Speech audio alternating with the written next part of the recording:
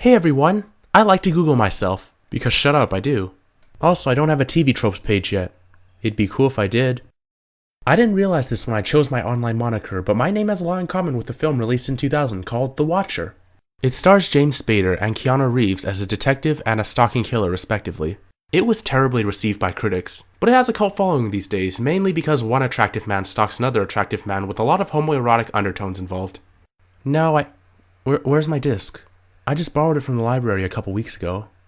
I swear it was right here. What's this? A letter?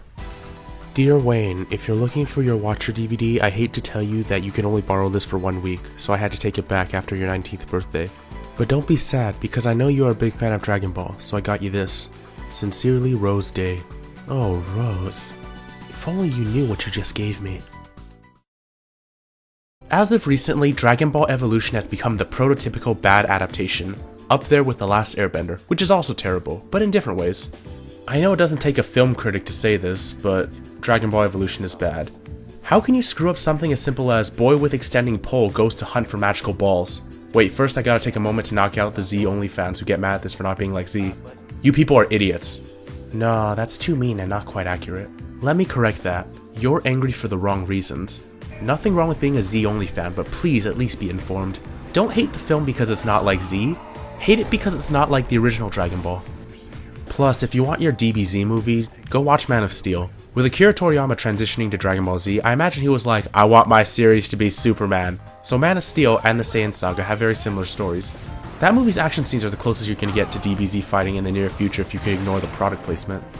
Back to Evolution, we got Stephen Chow attached to this film, and I like his movies, Shaolin Soccer, Kung Fu Hustle. I even like CJ7, and that was a terrible film. He wanted to direct this, but he didn't get to. All his movies are lighthearted, which is the first thing this movie doesn't have. Let's do this chronologically, it'll be simpler that way. So we have a narration that King Piccolo came to Earth with his second-in-command, Ozaru, to try to take over the world. And he was sealed by warrior monks. Nothing seems too wrong yet.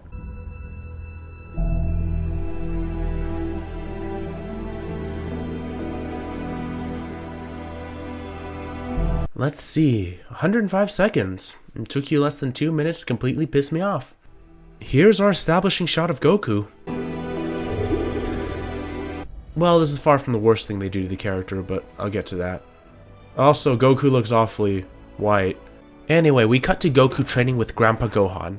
This scene isn't bad, except maybe Randall Duck Kim's extremely awkward line delivery. Prepare to eat dirt. Okay, warning, the effects in this movie look horrible. Like, the backdrop of your PS3 looks better. A lot of later shots are like the most obvious green screens ever. So Goku gets owned in the face by Gohan's Ki Blast thing. Oh wait, we got more of Goku's character to ruin. Everybody at school treats me like I'm nothing, Grandpa. Teach me something I can use. Teach me how to get the girl. Teach me how to talk to her without stumbling all over everything I say. Teach me how to be normal. Alright, you got all that? Goku, in this alternate universe, cares what people think about him, wants to fit in, and wants to learn how to talk to women without being awkward.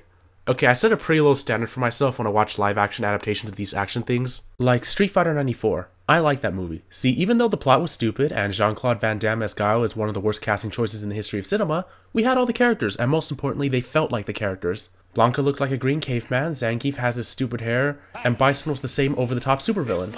Look, if you can't act like the character, at least resemble the character. For I beheld Satan, and he fell from heaven like lightning! In this film, Goku has none of Goku's traits. Let's look at Goku. He's a boy who grew up in the country. No education, no girls. All he did was hunt and protect his grandpa's Dragon Ball. He was stupid, but also innocent and kind-hearted. Most importantly, he knew to do the right thing, and a lot of things we complicate ourselves with, like wanting to fit in or fall in love, it always seemed petty to Goku. He didn't need to worry about these things. All he wanted was food and a good fight. Okay, I know it's not good to keep all those details because he's basically a barbarian, and this makes him a pretty bad role model for kids in this regard. But everything Goku is, this cretin isn't. See, in this version, Goku has to learn to have faith in who he is.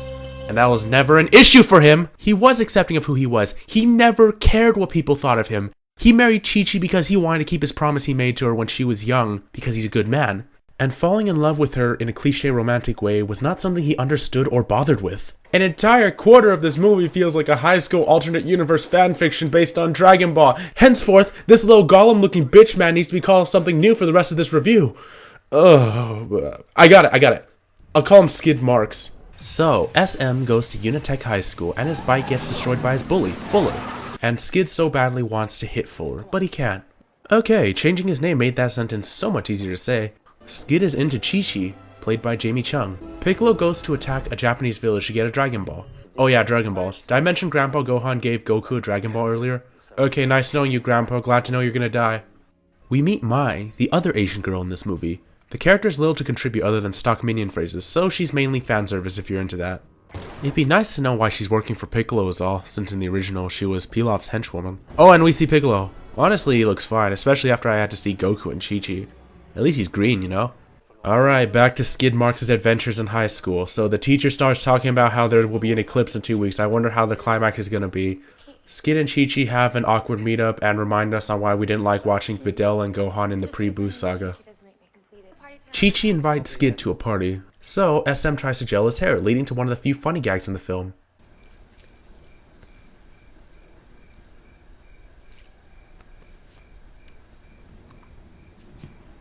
Beauty awaits. Marks runs from Grandpa Marks, who's enjoying chicken feet. I want some chicken feet right now. Skid ditches his grandpa to go fight bullies. Okay, first action scene. Show us what you got.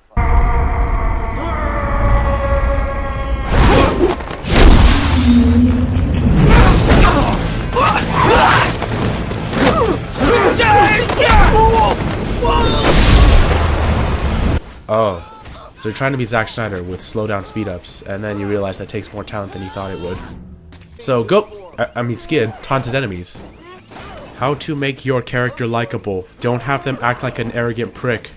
Okay? Okay. Alright, more awkward talking, which I'm going to skip because it's awkward, and also boring. I'm happy to say that the worst part of the movie is over. If you manage to survive this long, the movie doesn't increase in quality, but it gets a hell of a lot more watchable. Mainly because the Goku shock wears off. And the movie never forces you to watch Goku in high school again. Grandpa Gohan gets ganked by Mai, but she fails. It's alright though. Emperor Piccolo comes in and force crushes him in his house. GG, Grandpa Gohan. GG. Also, you think Piccolo would capture and torture the guy who knows the location of the Dragon Ball instead of just announcing, "I will have it at some point," and blowing up the house. Oh, and James Marsters gives one of the better performances. Very much like Raul Julia's M. Bison, in that he probably read the script, realized this is awful, and decided to have fun with it. Goku sees visions because he's obviously Ozaru. He goes back and meets Bulma, played by that chick who played Christine in Phantom of the Opera 2003. This girl speaks in a raspy whisper for most of her lines because she thought Bulma was supposed to be hardcore or something. This Bulma is just really bland, not that there's much to ruin, at least you can look at her and say, it looks kinda like Bulma. DBE. Catchy name. No, it's not. Bulma was known for being in over her head when it came to the Dragon Balls, and usually had to be saved while complaining, but she was a kind-hearted girl, disregarding the fact that the first thing she does in the series is try to shoot Goku in the face. On the plus side, Capsule Bike! Finally, something this movie does right! It's a small thing, but it's refreshing, you know?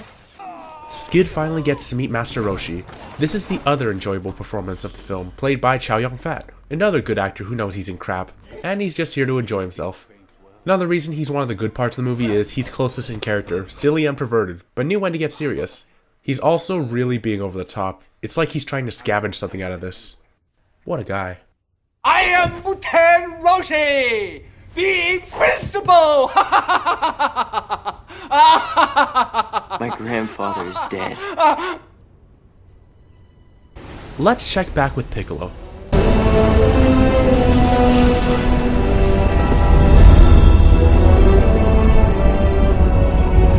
Damn, this is actually a good soundtrack. What is doing in this movie? It's like those couples where one person is obviously too good for the other. Like, those don't go together, but they are, so let's be happy for them. And that this soundtrack makes this film more bearable. Now, Master Roshi mentions 3 elements and that you have to master them or something. And that key attacks are airbending. Yes, the blasts martial artists create are just air. That's a lot less cool than a destructive wave of energy, huh? Now they go to some training area, and Chi-Chi is there because she's a love interest, but she never travels with Goku in the story, so they have to put her in somewhere. Well, they talk again, but it's just more awkward exchanges. After that, our heroes are trapped by Yamcha, who digs holes now and blackmails them instead of beating people up. I miss it when characters were badass, even though this is Yamcha. Hey, has anyone seen Krillin? Second most important character of Dragon Ball? More integral to the plot than even Master Roshi? The first of Goku's many rivals? No? Okay. So, Roshi takes some time to exposit a bit. Piccolo was defeated long ago by mystics who sealed him with the Mafuba, or the evil containment wave as many know it. Point is, Ozaru is going to be revived by the time of that eclipse mentioned earlier, and that Piccolo is bad news. Master Roshi subdues Yamcha and has him help dig for a nearby Dragon Ball, and Piccolo creates his spawn with a machine. These spawns don't each have a personality like in the original series, but honestly, for a movie adapting Dragon Ball, there's been very few action scenes so far, so sure, as long as there'll be an actual fight. Burn! Wow, these things suck. They're indestructible because they regenerate, but thank you plot contrivance because the heroes just happen to be next to a cheap CG volcano. You think if Piccolo sent them just 1 hour before, the heroes wouldn't be able to do anything. At this point, that's just a nitpick. Just like this next character, Sifu Norris. Apparently, this guy sealed Piccolo 2,000 years ago with the Mafuba. That leaves a big question on why he's still alive. 1, he's 2,000, and 2, he used the Mafuba, which is supposed to kill you. If it wouldn't kill him, but it would kill Roshi, why doesn't he seal Piccolo? Anyway, he gives that containment unit to hold Piccolo because Roshi wants to perform the Mafuba. I guess he doesn't like living. No, the real reason is that the Hermit has poor faith in Goku. Pretty sure that's not in character, but this is Skid here. Mr. Marks hasn't shown himself to be the key prodigy Goku was, so maybe that does make sense. Oh god, okay, only 25 minutes left of the movie. Skid goes to meet Chi-Chi, who gets her blood stolen by Mai. This will be important in a few minutes. Bulma has her first scene with Yamcha, and they almost kiss even though they just met. To be fair, that actually is like the original manga. And then finally we get to see Roshi teach Goku how to use the Kamehameha, which according to this film is the ultimate skill of airbending. The final level of airbending technique is the Kamehameha. And then he proceeds to use his Kamehameha to light a candle. Hey Roshi, I think that's firebending. I also think you're full of— oh shoot, it's Chi-Chi. After the old man leaves, she arrives, so we can get more disgusting, uncomfortable romance with Skid. This is the first one that doesn't feel like a waste of time. See, Skid has the major hots for Chi-Chi, and she lays down the condition that in order for him to kiss her, he has to master the Kamehameha. Mai uses Chi-Chi's blood to transform in order to fake out SM and steal his balls. Skid hits the wrong Chi-Chi and gets blasted into a near-death state, so he sees his grandpa, who says that to defeat Ozaru, he must remember who he is. Then Roshi revives Goku by shooting a Kamehameha into his chest. I don't know how that works. First it's airbending, then it lights fires, now it can be used in lieu of CPR. What other utilities does this skill have? Can I use it to give a dog a bath or something? Dude, what if Roshi used the wrong Kamehameha and blew Skid's chest off?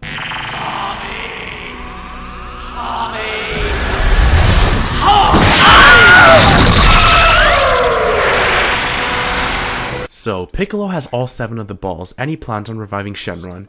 In the original series he wanted his youth, but this Piccolo shows no signs of aging.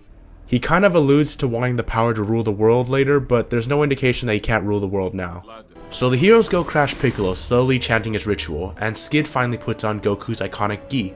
Yes, now it's time for that epic Goku vs Piccolo fight. Here he is, the greatest threat to humanity, the one that must be destroyed. Our hero can finally avenge his grandfather. Now the two meet, face to face for the first time in the movie. I'm glad to have you join me. You will bear witness to my glory when I compel Shenlong to grant me the power to rule this diseased rock. I will defeat Ozaru, and I'm here to destroy you. Defeat Ozaru. When the blood moon eclipses the sun, you will become Ozaru. You serve me.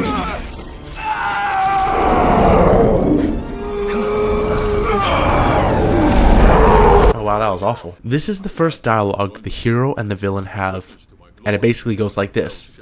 I'm going to beat you and Ozaru too. Bitch, you are Ozaru. No!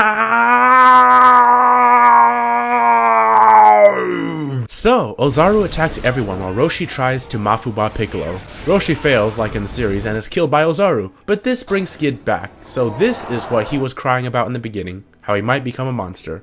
That's fine. Skid turns back in a transformation scene that makes the 2010 Wolfman look good. Skid fights Piccolo for a few seconds, opening with a completely terrible and irrelevant callback line. Something my grandfather taught me. First rule is, there are no rules. The air fighting in the scene looks slow-paced and awkward, and it's kinda funny. Bulma fights Mai, who is defeated when Yamcha uses Wolfang Blaster to kill her in cold blood. Damn, Yamcha. Finally, we get the end of the fight with Skid and Piccolo. Hey, did I mention the special effects of this film look awful? Because they do. So in an attempt to recreate at least one iconic image from the series, Skid powers up his Kamehameha while Piccolo is going to blast Goku with red energy. Then Skid shoots the Kamehameha, he flies up and collides with the Demon King, killing him. Ultimate unbeatable evil my ass.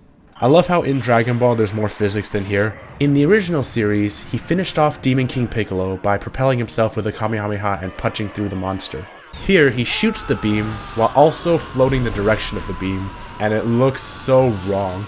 Skid goes to mourn Master Roshi, then puts on his derp face while realizing that death means nothing if you have the magical balls. The hero summons Shenron, or Shenlong as he's known in this movie. Oh god, what an underwhelming dragon, but after all we've been through, this isn't even worth getting mad at. So in the end, Skid goes to meet Chi-Chi, kisses her, and then they fight. There, I'm done. Wait, no, there's a post-credit scene. Piccolo's still alive. Okay, now I'm done. So, what did we get? Well, this movie is terrible. What would be a good way to sum this up? I swear, if I find out who's responsible for this abomination, I will shank them from behind, mutilate their genitals until there's nothing left but a red pool, and then I'll cover them in pig guts, drag them to the nearest zoo, and throw them into the crocodile pit. That'll teach you piece of sh- Nah, that would be fun, but it wouldn't get my point across. What we have here is a very poor adaptation of an incredibly simple story. Very few of the characters act familiarly. Most importantly, we don't have the proper tone. The film's cinematography lacks the colorful and fun nature of the original, and is too serious given the source material, and of course Goku being in high school, wanting to fit in, etc. Being based on Dragon Ball was the only reason anyone would watch this film, and why it wasn't a straight to Sci-Fi Channel movie. Otherwise, this film is just really poorly written, and the action scenes that weren't just fistfights were all awkward in how they depicted ki and flying. After all, flying felt unnatural and ki became weird element bending in this series instead of a very straightforward destructive power. But that doesn't mean this movie has nothing worth offering. James Marsters and Chow Yun-fat are both gleefully over the top and manage to have characters decently close to their source material. Bikini Quarterly? Oh, that's a collector's edition.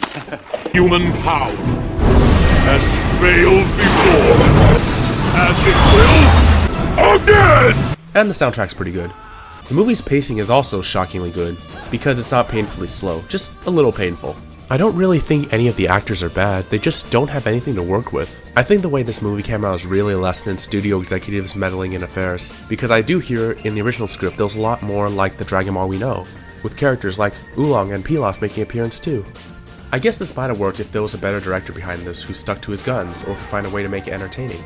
If you cave to executives, you get Spider-Man 3, a story that was looking at both Sandman and Goblin 2 as villains already, but executives said this movie needs more Venom, so we got a convoluted and boring mess. But I don't want to end negatively, so I'll tell a more inspiring story about one of my favorite directors, Guillermo del Toro. When negotiating Hellboy, the executives supposedly wanted to cast Vin Diesel and make it so that he's human who can transform into a demon. Now, if I was a Hellboy fan, that would sound pretty damn horrible to me, sucking out all the originality of the character and making him into basically a Red Hulk. Del Toro insisted that Ron Perlman, a relative unknown at the time, be cast, and that Hellboy stay the way he is. And thus he took a budget cut of only $66 million instead of the average blockbuster at the time, which was usually over $100. But he made that movie work like a blockbuster with blood and sweat. I realized pitching a Journey to the West ripoff with parts of Superman and lots of martial arts would be hard, but if you're adapting something to this scale, you need someone strong enough to not give up. If Edgar Wright can make Scott Pilgrim vs. the World the way it was, no one is going to convince me that a decent Dragon Ball film was impossible. If you can overcome your rage, or just not attach to Dragon Ball to begin with, and manage to get through the very painful first 20 minutes, this movie can be enjoyed for how much it sucks. No, really, if you have friends who are into bad movies, there's actually some fun here. I'm now done with this movie forever. And it's not even the worst Dragon Ball related movie. Like, did anyone even watch BoJack Unbound? It's so I'm gonna just stop and go read the manga now.